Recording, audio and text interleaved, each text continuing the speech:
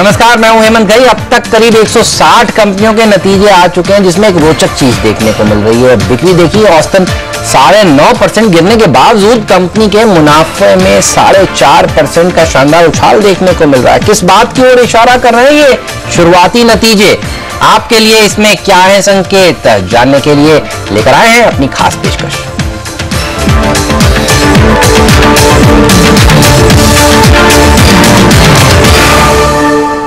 और इस खास पेशकश में हमारे साथ दो खास मेहमान हैं, स्टेट स्विफ्ट ब्रोकिंग के संदीप जैन और एंजल ब्रोकिंग के मयूरेश जोशी। आप दोनों का ही स्वागत है। पहले संदीप, आपसे राय लेना चाहूंगा। ये बताइए, अब तक जो नतीजे आए हैं उसको आप सेटिस्फैक्टरी कहेंगे, नॉट सेटिस्फैक्टरी कहेंगे या मिक्स्ड कहेंगे?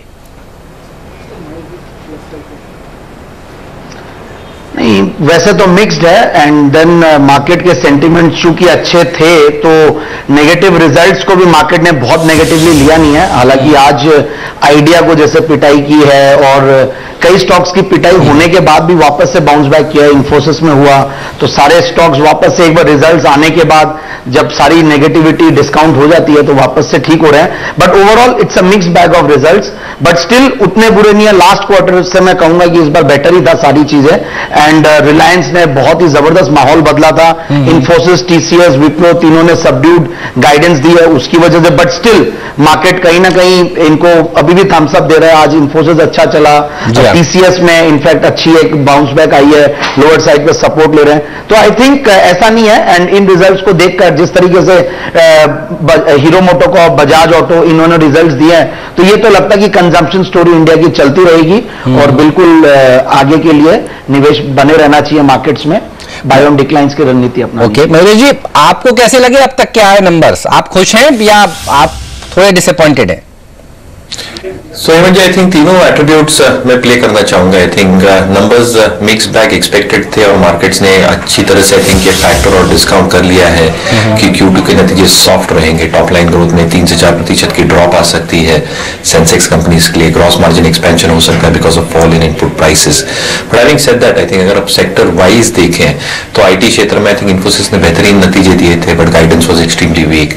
टीसीएस के numbers disappointed both on dollar revenue and constant currency guidance, but उनकी order book is 30% higher than the existing order book. HCL के नंबर्स, एचसीएल टेक के नंबर्स वापस मिक्स बैक थे। तो मुझे लगता है जो इम्पैक्ट था with one of their clients, and again I think जो आईएमएस सर्विसेज को उनका हिट लिया था एबिट मार्जिन पे, that played out on the stock, but again the stocks recovered. Similarly अगर हम सीमेंट क्षेत्र की बात करें तो I think UltraTech in my opinion posted a reasonable set of numbers, और जैसे मैनेजमेंट कमेंट्री थी of volume recovery plus pricing recovery coming through over the next few quarters, I think यही संकेत देता है कि जो केपेक्स साइकिल है slowly and steadily started turning for the better. Government spending ने जो एक इम्पेटस पकड़ा है, I think if that accelerates over the next few quarters that will add a lot of companies in these spaces as well. चलिए अब बात करते हैं एक एक सेक्टर की। एक सेक्टर जिसने शुरुआत की थी इस बार अर्निंग सीजन से वो था इन्फोसिस का स्टॉक, जहां आईटी सेक्टर। अब टेक महिंद्रा के नंबर्स ही रह गए हैं इन सब दिग्गजों में, जो आना बाकी है। अगले हफ्ते मंगलवार को उसके नंबर्स आएंगे, लेकिन इन्फोसिस, विप्रो, इन्होंने नंबर तो ठीक ठाक दिए, लेकिन गाइडेंस को लेकर अब चिंता देखने को मिली। स्टॉक में थोड़ा प्रेशर बना अब क्योंकि नंबर्स आ चुके हैं, इवन टीसीएस और एचसीएल टेक के भी। ये बताइए आपका एक पिक क्या होगा संदीप, कहां पर आप पैसा लगाना चाहेंगे? मुझे ऐसा लगता है कि टीसीएस पे दाव लगाना चाहिए और इन्फोसिस अच्छा रनअप दे चुका है। टीसीएस कहीं ना कहीं रिस्क रिवॉर्ड रेशियो के हिसाब से बेहतर लगता है, और जो वैल्यूएशन गैप था टीसीएस और इन्फोसिस का वो काफी क्लोज हो गया है। तो मुझे ऐसा लगता है कि अब टीसीएस में अपॉर्चुनिटी ज्यादा है, तो बिल्कुल टीसीएस के साथ जाना चाहिए। और महेश, आपको इस सेक्टर में अब कौन सा शेयर पसंद है? हमने देखा मिड साइज कंपनियों में केपीआईटी के नंबर्स काफी अच्छा है, इवन जेंसार ने आउट परफॉर्म किया। इन स्टॉक्स में एक अच्छी शानदार रैली भी देखने को मिली। ओवरऑल लार्ज कैप्स में एक स्टॉक बताइए और मिड कैप में एक शेयर बताइए जो आपको पसंद आया अब तक नंबर्स के बल पर। So clearly मुझे आई थिंक लार्ज कैप में आई थिंक इन्फोसिस, टीसीएस हमें दोनों पसंद आ रहे हैं। इनफैक्ट जैसे मैंने कहा, आई थिंक मैनेजमेंट कमेंट्री और Q3 Q4 जो सॉफ्ट होते हैं उसको आप 1 मिनट के लिए डिस्काउंट करें तो मुझे लगता है I think revenue growth both in dollar and rupee terms should be quite substantial. Client mining activities काफी अच्छी तरह से इंप्रूव हो रही है, यूटिलाइजेशन लेवल्स आर इंप्रूविंग। जैसे मैंने कहा, टीसीएस का order book is 30% higher than its best order book. तो मुझे लगता है आई थिंक आईटी कंपनियों में इन्फोसिस और टीसीएस लार्ज कैप नेम्स में। मिड कैप में आई थिंक एक क्लियर होल्ड की रणनीति होगी माइंट्री पे, जैसे इन्होंने एक्विजिशंस किए हैं, I think those acquisitions have probably started getting yielding results, और जो उनकी एक इन्वेस्टमेंट हुई थी उसमें, उसकी वजह से थोड़ी आई थिंक एबिट और एबिट मार्जिन्स पे आई थिंक थोड़ा दबाव रहेगा। But I think management commentary has been extremely strong, और जैसे क्लाइंट माइनिंग इन्होंने भी किया आई थिंक, और जो नीश प्रोडक्ट ऑफरिंग्स है, I think Mindtree is a clear hold from the mid cap IT space. Alright, इसके अलावा आप संदीप आपसे जानना चाहूंगा, टू व्हीलर कंपनियों ने जिन्होंने नंबर्स अपने पेश किए हैं, बजाज और हीरो मोटो, दोनों को मार्केट ने थम्स अप दिया है। हीरो मोटो ने मार्जिन्स को जिस तरह से मेंटेन किया है और अच्छे मार्जिन्स क्लॉक किए हैं, अब इन दो टू व्हीलर कंपनियों के ऊपर आपका क्या टेक है और इनमें से क्या पसंद है? इनफैक्ट मैंने परसों भी आपके चैनल पे इस पर्टिकुलर सेक्टर पे और दोनों स्टॉक्स पे एक कंपैरिजन भी दिया था। तो मुझे ऐसा लगता है कि ओवरऑल देखा जाए तो कहीं ना कहीं हीरो मोटोकॉर्प ज्यादा बेहतर लगता है। हालांकि आज रनअप ज्यादा बजाज ऑटो ने दिया, रिजल्ट्स दोनों के ही कहीं ना कहीं बेटर देन एक्सपेक्टेशंस थे। मार्केट ने ये सोचा था कि रूरल डिमांड सबड्यूड होने की वजह से रिजल्ट्स बहुत अच्छे नहीं आएंगे, बट ओवरऑल दोनों ने ठीक रिजल्ट्स दिए हैं। और ये बहुत इनफैक्ट एनकरेजिंग चीज है कि अगर बाइक्स और ऑटोमोबाइल्स और इनका कंजम्पशन बढ़ता है तो ओवरऑल एक इकोनॉमी की स्ट्रेंथ दिखती है, मुझे ऐसा लगता है। और कहीं ना कहीं जो एक खराब मॉनसून की वजह से एक डर था वैसा भी नहीं है, और जो सरकार की मेक इन इंडिया और कई सारी जो पॉलिसीज आ रही है, जनधन और ये सब का इंपैक्ट बहुत पॉजिटिव पड़ा है। और मुझे ऐसा लगता है हीरो मोटो को इनफैक्ट फाइनेंसिंग में भी अब एग्रेसिवली उतर रही है, टू व्हीलर फाइनेंसिंग में। तो मुझे लगता है आने वाले कुछ क्वार्टर्स में इसकी भी पॉजिटिव इंपैक्ट बिल्कुल रिजल्ट्स में दिखेंगे। तो बिल्कुल हीरो मोटोकॉर्प के साथ जाइए, और जिस तरीके का रिटर्न ऑन कैपिटल एम्प्लॉयड है, रिटर्न ऑन इक्विटी है, और इवन वैल्यूएशंस भी मुझे बहुत महंगे नहीं लग रहे हैं। तो Hero MotoCorp can be a very good bet. चलिए, एक्सपेक्टेशंस काफी लो थी इन शेयरों से और उन्होंने अच्छा प्रदर्शन दिखाया है। आप देखता होगा फोर व्हीलर कंपनियां किस तरह का प्रदर्शन दिखाती हैं। अगले हफ्ते 27 तारीख को मारुति के नंबर्स आने वाले हैं, 4 तारीख को 4 सितंबर को अशोक लेलैंड और 6 को M&M के नंबर्स आएंगे। लेंगे यहाँ पर एक छोटा सा ब्रेक के बाद कुछ मिड कैप कंपनियों की भी बात करेंगे जिन्होंने इस बार अंडर परफॉर्म किया है, और कुछ ऐसी कंपनियां जिन्होंने आउट परफॉर्मेंस दिखाई है। सब पर बात ब्रेक के बाद।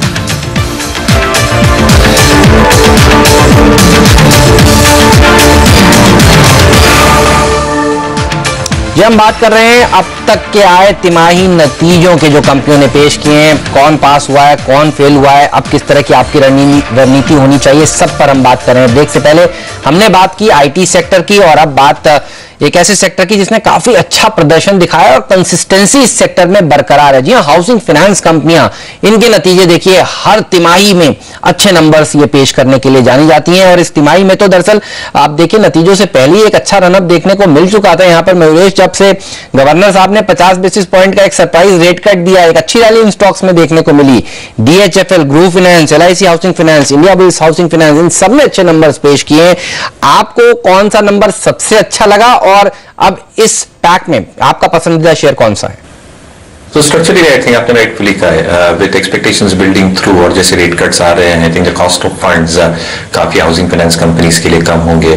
दूसरी बात ये भी देखनी चाहिए कि I think जो borrowings होती हैं इनकी, I think bonds की तरफ I think over the past few quarters deflect हुई थी, और उसकी वजह से भी I think एक नीचे स्तर पे देखे थे हमने cost of funds, spreads have improved reasonably, cost of investments और yield on investments are also very stable, asset quality has probably remained very very stable for a lot of these companies। Group finance का एक exception लूँ तो I think उधर asset quality में एक थोड़ा सा एक डिप मिला था, but overall I think the numbers were excellent. तो मुझे लगता है आई थिंक एक्सपेक्टेशंस काफी बिल्टअप हो गए थे in terms of how retail loan growth will take place, asset quality की स्टेबलाइजेशन से, cost to income ratios being low.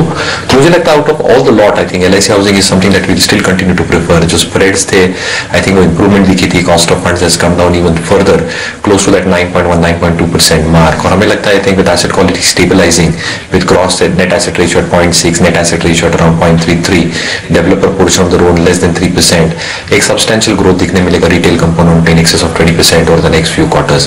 Price to book around 2.4 times, जो हमें लगता है अभी भी आई थिंक रीजनेबल है compare to a lot of the other players including HDFC which trades at a premium. मुझे लगता है LIC housing finance stands out for us within the housing finance space. Alright, चलिए, LIC housing finance ये वो stock है जिस पर मयूरेश काफी बुलिश है। लेकिन संदीप, आपसे राय लेना चाहूंगा बैंकों पर। प्राइवेट सेक्टर बैंक्स में देखिए इंडसइंड बैंक के नंबर्स आए, HDFC बैंक के नंबर्स आए। जनरली ये लोग अच्छे नंबर्स ही देने के लिए जाने जाते हैं, लेकिन फेडरल और DCB पिछले क्वार्टर में भी डिसअपॉइंटमेंट हाथ लगी थी और इस बार भी आप देखिए इन दो मिड साइज बैंक्स के शेयरों में तेज गिरावट देखने को मिली नतीजों के बाद। आपसे राय लेना चाहता हूं, फेडरल और डीसीबी में अब क्या करना चाहिए? खासतौर पर डीसीबी में नंबर्स ठीक थे लेकिन एक्सपेंशन को लेकर जो उनकी योजना है उससे अब बाजार थोड़ा निराश है। आप कैसे रीड कर रहे हैं इन दोनों शेयरों को नतीजों के बाद? अब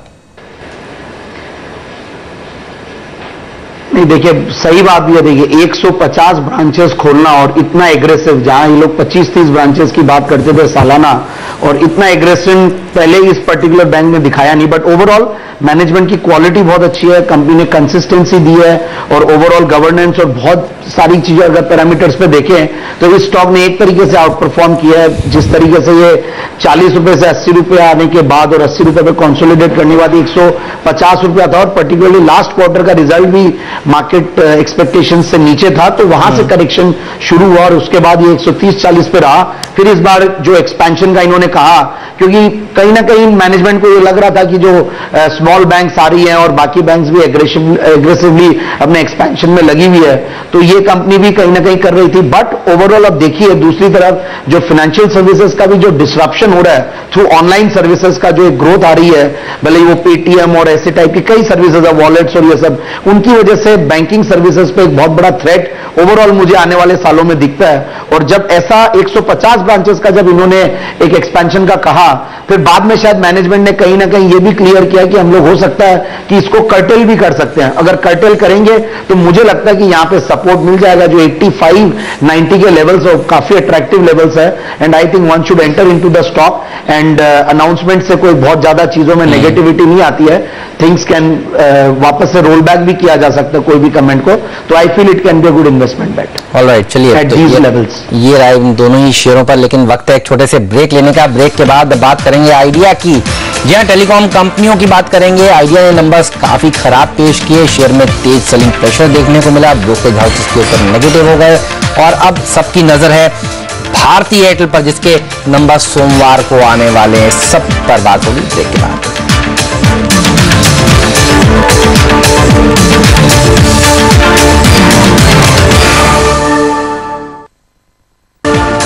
स्वागत है आप सभी का CNBC से आवाज पर। आप देख रहे हैं खास पेशकश। अब तक आए नतीजों की समीक्षा कर रहे हैं हमारे दो खास मेहमान हमारे साथ बने हुए हैं, संदीप और मयूरेश, और हम चर्चा करेंगे आइडिया की। आज निफ्टी का सबसे बड़ा लूजर दरअसल यही था, 7.5% गिरा था और अपने साथ भारती एयरटेल को भी नीचे खींच के लेके गया। 3.5% की गिरावट वहां पर देखने को मिली। मयूरेश, कैसे लगे आपको आइडिया के नतीजे और इतनी तेज गिरावट के बाद अब आप क्या राय रखते हैं? सोमवार को हालांकि भारती एयरटेल के नंबर्स भी आने वाले हैं, क्या एक्सपेक्टेशन है आपकी? आई थिंक डिसअपॉइंट किया आइडिया ने ऑन ऑल काउंट्स, और जैसे हम एक प्रोजेक्ट भी देख रहे हैं टेलीकॉम इंडस्ट्री के लिए, वॉइस आरपीएम स्पेसिफिकली फ्लैट रहने की उम्मीद है। जैसे रूरल पेनिट्रेशन बढ़ते जाएगा, obviously rural share of the voice revenues will start coming down, जिसका एक इम्पैक्ट आएगा आपके आरपूस पे भी। And even the minutes of usage एक एक्सपेंडेड बेस पे I think will be much lesser than expanding at this rate. दूसरी बात, आई थिंक जो केपेक्स और ओपेक्स प्लान है काफी कंपनी के, आइडिया के जो 6,500 करोड़ का केपेक्स का प्लान है, वो एक एबिटा पे आई थिंक हिट लेगा अलॉन्ग विद द स्पेक्ट्रम पे outs that the company has already taken. So net debt to EBITDA will always remain high for these companies. Cash flows, जैसे management कह रही थी, will have to be deployed for putting in more infrastructure and infrastructure services related OPEX and CAPEX. तो मुझे लगता है return ratios are going to remain subdued. तो I will not rush into the stock Hemant ji. I think even for Bharti Airtel, I think African operations थोड़े subdued रहने की ही उम्मीद है। EBITDA margins close to 18.5, 18.7%. वापस ट्रैफिक ग्रोथ जो आएगी, I think quarter on quarter थोड़ी कमी हो सकती है। And generally, I think even the consolidated margins might see a downtick क्योंकि leverage जो works पे है, I think that is going to take a tremendous toll in terms of bottom line. So I think I'll be a little bit cautious. I think rush in ना करें stocks पे, stocks को थोड़ा consolidate करना दीजिए. Let's see how the next quarter's results come through. Reliance Jio का कैसे launch होता है, वो भी एक बहुत important factor रहेगा। बिल्कुल, रिलायंस जियो का कैसे लॉन्च होता है ये इंपॉर्टेंट फैक्टर रहेगा। कॉल ड्रॉप ऑक्शन 2G हमेशा विवादों में रहा है ये सेक्टर, लेकिन एक स्टॉक जिसने काफी अच्छा प्रदर्शन दिखाया है संदीप इन नतीजों में, दिग्गजों में जो मुझे दिख रहा है वो रिलायंस इंडस्ट्रीज का स्टॉक है। 7 साल के हाईस पर जीआरएम्स, सिंगापुर के जीआरएम्स घटे। माना जा रहा था कि आरआईएल के जीआरएम्स घटेंगे, बल्कि वो बढ़े हैं इस बार। ये बताइए आरआईएल के नंबर्स को आपने कैसे रीड किया और अब आपकी क्या राय है इस स्टॉक पर? रिलायंस के रिजल्ट्स पे मैं था आपके चैनल पे और बहुत ही सरप्राइजिंग था जिस तरीके के नंबर्स आए थे, ऐसी उम्मीद नहीं थी स्ट्रीट को, और जिस तरीके से बढ़ा भी है। इनफैक्ट रिलायंस जैसा स्टॉक अगर रिजल्ट के बाद 5-6% बढ़ता तो काफी बड़ी बात होती है, इतनी बड़ी मार्केट कैप का स्टॉक। बट जो जीआरएम्स आए पिछले 7 साल के बेस्ट जीआरएम्स, मुझे ये सारी चीजें तो ठीक लगती है, बट मुझे संभव ऐसा लगता है कि जो रिलायंस का 4G रोल आउट है ये एक बहुत बड़ा इवेंट होने वाला है कंपनी के ओवरऑल हिस्ट्री में। और जिस प्लानिंग के साथ ये कंपनी आ रही है और जो एग्रेशन के साथ आ रही है, जो समझ में आ रहा है, जो आरकॉम को भी ये लोग कहीं ना कहीं यूज करेंगे, पूरे आरकॉम का इंफ्रास्ट्रक्चर या आरकॉम के बेनिफिट्स मिलेंगे, तो मुझे लगता है कि पूरे इंडस्ट्री में एक ओवरऑल वैल्यूएशंस और सारी रिवैल्यूएशंस होंगी। बट स्टिल, और रिटेल पे भी फोकस है, ऑनलाइन बिजनेस पे फोकस स्टार्ट किया है, फिर फ्यूल रिटेलिंग है उस पे फोकस एग्रेसिवली कर रहे हैं, क्योंकि देखिए एचपी बीपी जिस तरीके से परफॉर्म कर रहे हैं। तो ओवरऑल आई फील कि जो बहुत सालों से जो इन्वेस्टर्स निराश हो रखे थे, अब कहीं ना कहीं वहां पे एक मोमेंटम आया है, and I think one should be remain invested. और जहां पे भी ये 900-925 के बीच में मिलता है तो बिल्कुल इस स्टॉक को लेना चाहिए, क्योंकि डाउनसाइड रिस्क अब बहुत कम लगती है। 840-50 तो खोने को है 8-10%, और आने को मुझे ऐसा लगता है कि 25 से 30% का रिटर्न मिलेगा। तो रिस्क रिवॉर्ड रेशियो देखें तो 1:2.5 का दिखता है। तो overall Reliance is a good bet, और मेरे हिसाब से बिल्कुल निवेशित रहे, और नया निवेश कहीं ना कहीं डिक्लाइंस पे करना चाहिए। चलिए, यहाँ पर एक डिस्क्लोजर भी आपको देना चाहूंगा। CNBC आवाज जो चैनल आप इस समय देख रहे हैं, दरअसल उसका स्वामित्व और प्रबंधन दोनों ही रिलायंस इंडस्ट्रीज के पास है। लेकिन नरेश, एक आखिरी सवाल आपसे। हमने देखा कुछ मिड कैप्स ने तो काफी अच्छे नंबर्स पेश किए हैं। VIP देखिए, सिम्फनी देखिए, KPIT, जेंसार, बजाज फिनसर्व, हिम्मत सिंह का सीडे, NIIT लिमिटेड, लंबी लिस्ट है मेरे पास। आपको इस पूरी लिस्ट में कौन से शेयर सबसे ज्यादा अच्छे लगे जिन्होंने अच्छे नंबर्स पेश किए और आपके रडार पर हैं ये? So clearly I think NIIT के जो रिजल्ट्स थे आई थिंक एनकरेजिंग थे, और जैसे इनके 3 बिजनेस सेक्शंस है, corporate learning, school learning solutions और ये जो टैलेंट एक्सेस करते हैं, I think those are growing at a good pace. तो मुझे लगता है आई थिंक NIIT के नंबर्स काफी अच्छे थे। सिम्फनी के जो numbers I think EBITDA margins expanded to around 29.1% if I am not mistaken, और हमें लगता है I think margins in excess of 27% over the next 2 years at least will be maintain. 2 चीजों की वजह से, एक तो प्राइसिंग पावर जो कंपनी के पास है, 50% मार्केट शेयर है कूलर सेगमेंट में, कैश रिच कंपनी है, इनपुट कॉस्ट की फॉल की वजह से I think we are seeing significant traction happening there, और जो वॉल्यूम ग्रोथ की हम उम्मीद कर रहे हैं 20 से 22% in the next 2 years, I think that is going to create operating leverage benefits. मुझे लगता है I think simply will also stand out. अगर मैनेजमेंट जैसे कह रही है, if they are able to deliver 20 to 25% on top line in terms of growth, volume में 22 से 25% की growth in the next few quarters, I think definitely the stock is poised to give a move of 20-25% even from the current levels. Alright, चलिए, तो ये बात अब तक के आए नतीजों की हमने चर्चा करी है हमारे दोनों ही एक्सपर्ट से। वक्त है आप दोनों से विदा लेने का। आप शुक्रिया संदीप और नरेश आपका समय निकालने के लिए और आज इस चर्चा में शामिल होने के लिए। फिलहाल मुझे दीजिए इजाजत, आप बने रहिए CNBC आवाज के साथ। नमस्कार।